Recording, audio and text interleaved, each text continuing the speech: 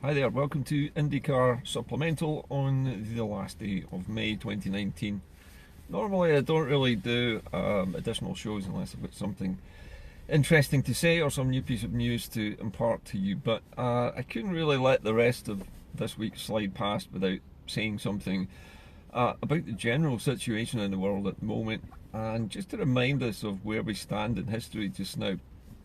At the moment, we have a giant orange oompa loompa in charge of the United States, who is trying to demonise virtually every other country in the world who like to import things into the United States. So we've now had China being sanctioned by the USA, Iran being sanctioned by the USA, Russia being sanctioned by the USA, now we've got Mexico being sanctioned by the USA, and I'm sure we'll be next if we don't allow the Oompa Loompa to privatise our National Health Service. We'll probably be the next on the list of Oompa Loompa sanction targets.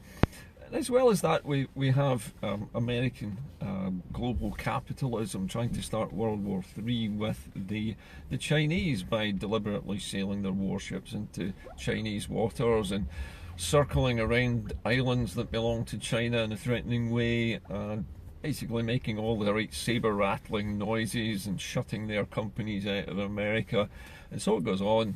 And while all that nonsense is going on, we have the United Kingdom, and for want of a better word, actually it's really not the United Kingdom, it's actually England.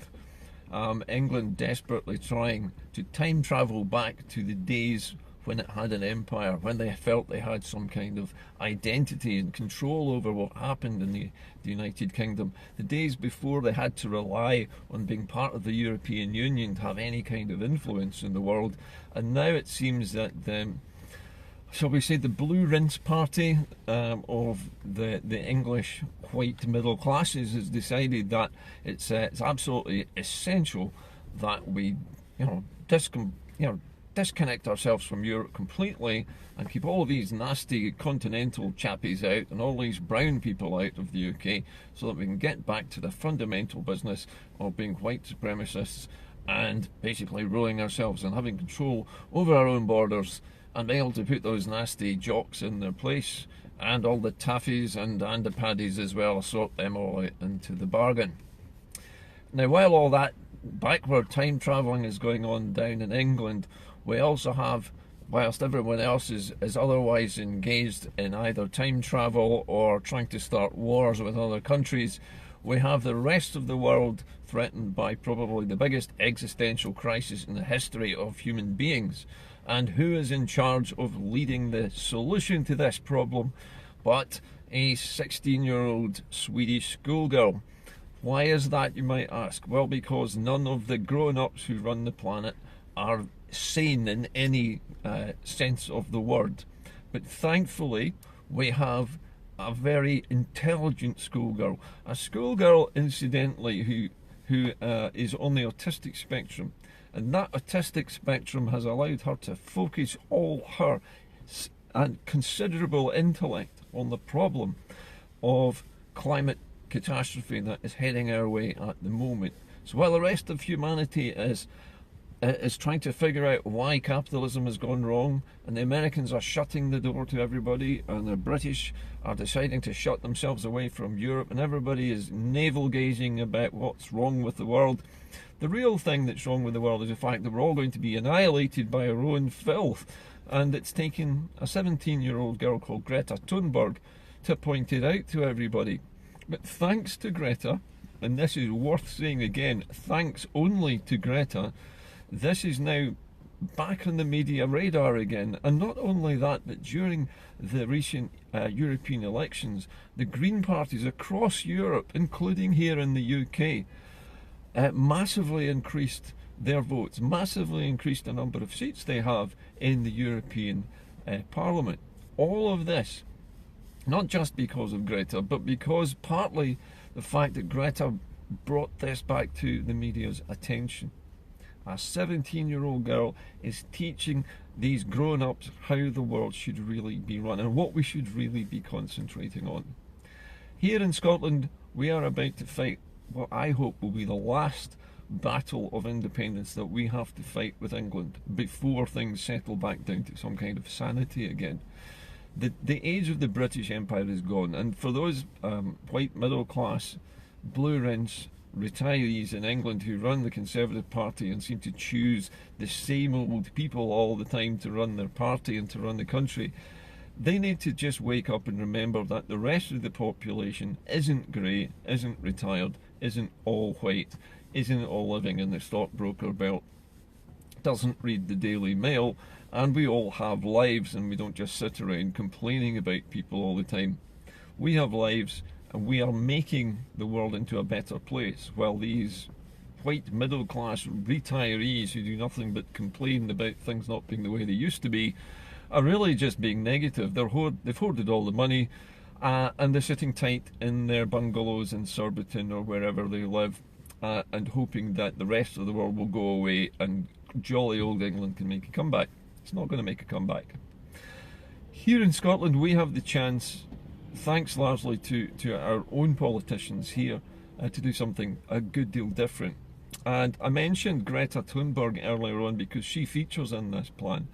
Because Scotland, unlike many other places, but like some Scandinavian countries, is uniquely placed to start doing something about global climate chaos, and to start doing things and demonstrating to the dumbasses who run these other large countries, like the orange oompa loompa that runs America, that you can't just close your doors and make the rest of the world go away and carry on polluting it as you have done for the last 2 or 3 centuries.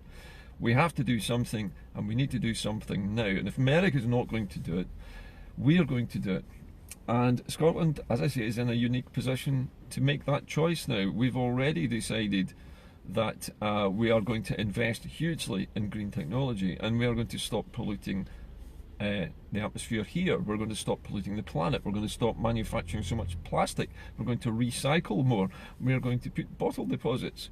We're basically going to stop producing the filth that is completely clogging the planet up, heating up its atmosphere, and causing this crap weather that we have at the moment. People might think, well, we always get rain, this is Glasgow, don't moan about it. But the fact is, I look at the weather, and I also look at the larger scale weather map of the entire globe. The jet stream, which is the air current which crosses the Atlantic from North America, sorry, from this side, if you're looking at it from the other side of the camera, across from North America, goes across towards the UK.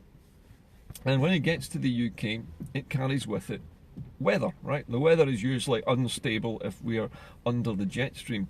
But the jet stream, instead of just making a long kind of wavy line, is now making a line which looks like this, which means that the warm air from the equator, which is now much hotter and warmer than it usually is hoovering up huge amounts of water in its path. Because warm air absorbs moisture from the sea is already warm, we get massive clouds, huge amounts of rain cloud building up, and then because the air is now so heavily loaded with water and it starts to move more quickly, this whole jet stream begins to wriggle because it's moving faster and it doesn't have as much room to maneuver, so it starts to snake further north, and then further south, and then further north, and they call this an amplitude increase.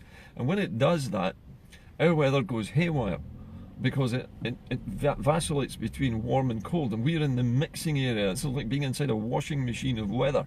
And in the washing machine of weather, you get turbulence, you get rain, you can even get snow, you can get hail, you can get thunder, high winds, low winds, high temperatures. This is what we've been getting for the last few years. You'll notice we had a very dry winter. Last winter was dry, reasonably cold, but there wasn't any real rain. Then we have a very, very warm February, very uncharacteristic. And then March and April, cold. May, being disappointing temperatures as well. And suddenly it goes from being very dry to being suddenly massively wet for day upon day upon day. These are not the normal weather patterns that we would expect to see. These are very unusual weather patterns. These are massive kinks in the jet stream which don't normally occur. They only occur because there's more energy going into the atmosphere at the equator, far more than normal, far more than there was a few hundred years ago. And because we have gradually been polluting the atmosphere over a period of centuries.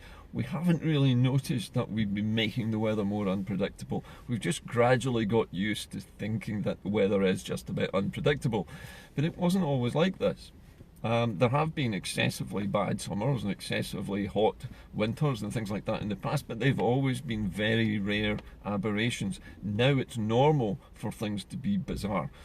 And this bizarreness in the weather is just indicative of climate chaos. More energy goes into the atmosphere. That energy turns from heat into motion, into movement. Once the air is laden with water, it starts to move, and it starts to move very fast. It produces storms, it produces weather fronts, it produces vast rain clouds, and all of these things are to do with us. We are causing it. We have poured all our crap into the sky and the sea for century after century, and now there are billions of us. We no longer really need to reproduce our species anymore because we have completely covered the planet. We have infested this planet, and we are now literally drowning in our own filth. We have excreted so much crap across this planet that we are shutting out the life of the rest of the planet. We're obliterating everything else except ourselves. And it's time that that stopped. So we have to listen to 16 and 17-year-olds because they're the actual ones who see this with clarity.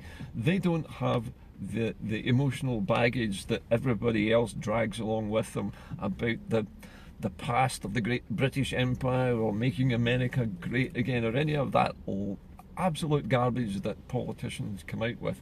Most politicians who run countries are in their 60s and 70s. They're middle-aged white men predominantly in the West, very few women.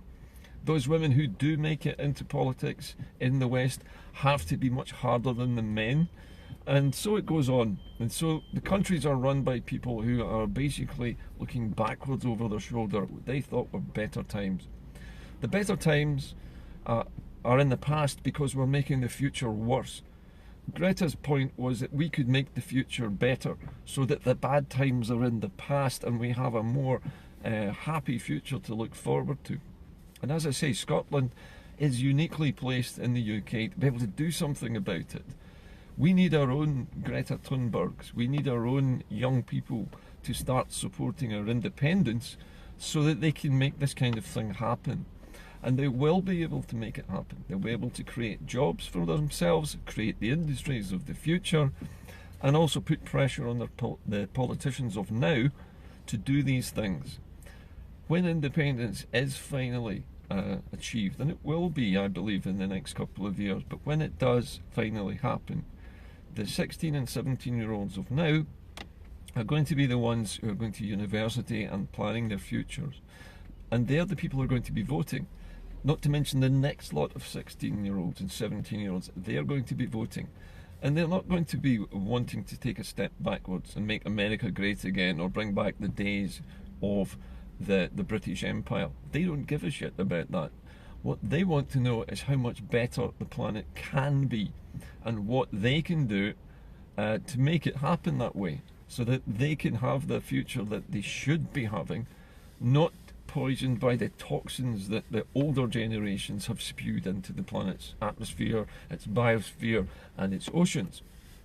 So the green message is not something that is a tree hugger, sandal wearing, tofu eating side issue anymore. It's now an issue of pure survival. We have to do this if we want to survive as a species. Otherwise we will go the same way as the dinosaurs, only it won't be an asteroid that wipes us out. It will be the severe weather and the flooding that we have created. If anything, this is almost biblical. In the Old Testament of the Bible, God sends a flood to wipe away the sinners, to get rid of the errant human beings who've made such a mess of things, and that just leaves Noah on his little boat with all the animals. And Noah, if you look at it from the Bible point of view, must have been the very first conservationist, the very first green, if you like. But that story, although it is biblical, and I know some people believe it's true, but it is a lesson. You know, it's an allegory, it's a lesson for us all, that if we wreck the planet and flood it, then it will be our own fault. It's not going to be someone else's fault. It's not going to be China's fault or America's fault. It's going to be everybody's fault. We all contribute to this, and only we can put it right. And I think that, frankly, I mean, I've watched this happening all around me for the last few years. With global capitalism now run out of energy, it hasn't got anything left to exploit, and they know that if they start to exploit any more of the Earth's natural resources, then that will use them all up and there will be nothing left. We're now being forced to start doing things like recycling. We're now forced to try and find ways of peaceful coexistence and try and find ways to trade with people like China and Russia, and to stop saber rattling and starting wars in order to make profits for corporations. That is the way of the past. The way of the future is going to be a lot different. The major enemy here is the disaster that we have caused by our past behaviour. That's the battle that we face. And the battle we face is to clean up the garbage that has been left by the last 3 centuries of rampant burning and consumerism and pointless whizzing around the planet at ever faster speeds, using ever more elaborate and complex machinery to get from one side of the planet to the other, while we all congratulate ourselves on how wonderfully clever we all are for being able to whiz around the planet so fast, whilst in the meantime we are poisoning the very planet that we are whizzing around so fast in such a pointless way. We need to find a purpose for all this energy that we have inside us. Human beings have got boundless energy to be creative, and yet we have squandered it all, and we are squandering the Earth's resources in the process. And it's time that we woke up. And I hope that after independence, that when Scotland starts to choose its next government, that government isn't just an SNP one, that government contains a large number of green or green-minded people working inside that government as ministers in charge of making things happen. We can't let the same mistakes happen again and again and again, and we mustn't go back to business as usual in the way that capitalism has always done in the past. Scotland needs to set out a new path and plough a completely new furrow in terms of its economy, its ecological repair, and its adoption of sustainable and balanced new technologies that work with nature, not against it, that work to reconstruct what has been lost and to conserve what is still there at the same time as we can live within it. We have to learn to live inside this planet, in and around the rest of the life that lives on it, because if we kill off any more of it, we will just die ourselves. There will be nothing left to support us, because we will have eaten it all and burned it all and covered the rest of the planet in our filth. And that is where we're at the moment. We're one step away from that. We need to do something now, and it's taken a 17-year-old Swedish schoolgirl camped outside her school for weeks to become the global pin-up girl for how to save the planet. Whilst all this so-called smart and wealthy individuals who run the planet are still screwing it up. Anyway, that's about it. I just wanted to say that tonight, because I think there are better things that we could be employing our intelligence on than making weapons of mass destruction, or trying to fight wars with each other, or shutting the doors on each other and trying to stop people trading with us. These are reactionary, knee-jerk actions of people who've run out of ideas, who don't know what to do, and they're just panicking and trying to do whatever they think they can, and they're repeating the same mistakes again and again. It's time for new thinking, and that new thinking needs to come from the younger generation.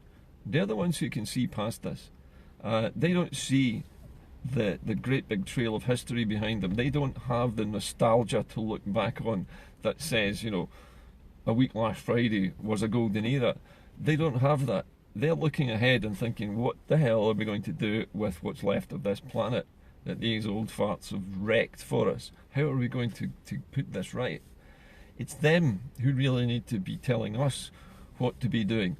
And we need to start listening to people like Greta Thunberg, because despite what people's misgivings are about people who are on the autistic spectrum, Greta Thunberg is entirely focused, laser-like, on the task of telling people the truth, not buttering it up, not soft soaping them, and not allowing the politicians of the day to pat her on the head and say, well done little girl, thanks for bringing that to our attention, off you go now.